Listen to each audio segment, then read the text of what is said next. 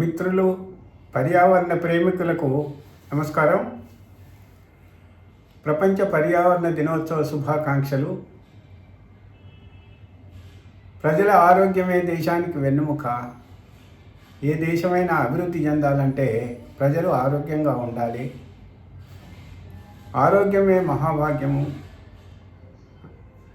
ఎన్ని సంపదలున్నా ఆరోగ్యం లేకుంటే నిండు సున్నా అని, ఆరోగ్యమే నిజమైన ఐశ్వర్యమని మన పూర్వీకులు ఎన్నో సంవత్సరాల నుండి చెప్తూనే ఉన్నారు.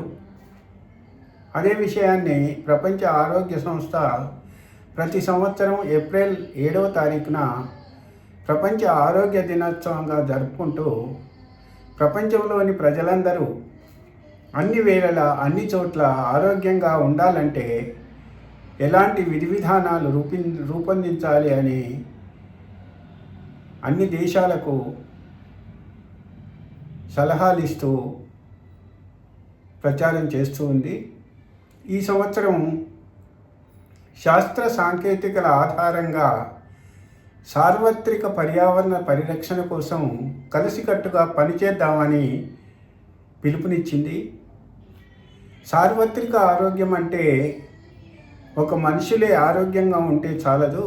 పర్యావరణ భాగస్వాములైనటువంటి భూమి, నీరు, గాలి, ఆకాశము, చెట్లు, అడవులు, పక్షులు, జంతువులు కూడా ఆరోగ్యంగా ఉంటేనే ప్రజలు ఆరోగ్యంగా ఉంటారు. అయితే శాస్త్ర విజ్ఞానం అభివృద్ధి చెందటం వల్ల మనం చాలా రకాలైనటువంటి వైరల్, ఫంగల్ మరి బ్యాక్టీరియల్ వ్యాధులను నివారించుకోగలిగినాం. అయినప్పటికీ కరోనా, టైఫాయిడ్, మలేరియా, న్యూమోనియా లాంటి వ్యాధులు అప్పుడప్పుడు చూస్తూనే ఉన్నాం. వీటన్నిటికి కారణము పరిసరాల అపరిశుభ్రత. మనము ఎక్కడ పడితే అక్కడ చెత్త వేస్తాము, నీటిని నిల్వ ఉంచి మురికి కూపాలుగా తయారు చేస్తాము. దీనివల్ల ఈ వైరల్ వ్యాధులు విజృంభిస్తాయి. ఇక రక్తపోటు, మధుమేహం, క్యాన్సర్ వంటి వ్యాధులు సర్వసాధారణమైపోయినాయి.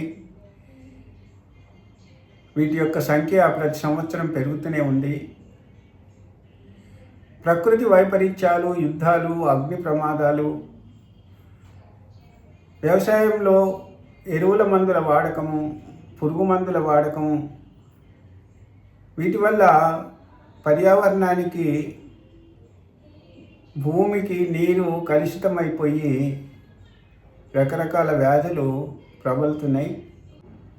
ప్రభుత్వ పరంగా ప్లాస్టిక్ని నిషేధించి ఆహారంలో కల్తీలు నివారణ చేసి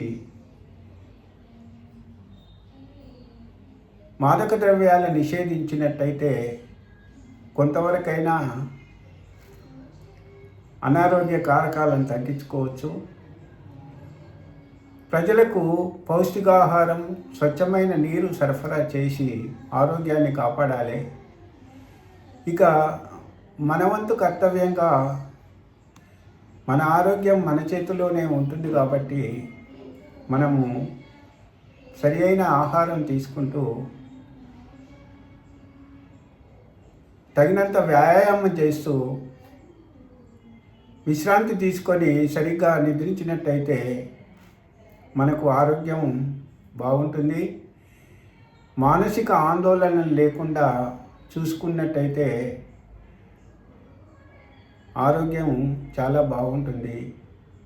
ఇదే విషయాన్ని 5000 సంవత్సరాల క్రితం శ్రీకృష్ణ భగవానుడు భగవద్గీతలో యుక్తాహార విహారస్య యుక్త చేష్టస్య కర్మసు యుక్త స్వప్నావబోధస్య యోగో భవతి దుఃఖః అని చెప్పాడు. తగు విధమైన ఆహారం, నడక, సరి అయిన పనులు చేసేవాడికి, తగినంత విశ్రాంతి తీసుకుంటూ నిద్రించేవాడికి దుఃఖం అనే కలగనటువంటి యోగం సంభవిస్తుంది అని చెప్పి శ్రీకృష్ణ భగవానుడు చెప్పాడు. కాబట్టి మనం అందరము ఆరోగ్యంగా ఉంటూ పర్యావరణాన్ని ఆరోగ్యంగా ఉంచుదాం. సర్వే జన సుఖినో భవంతు. నమస్కారం.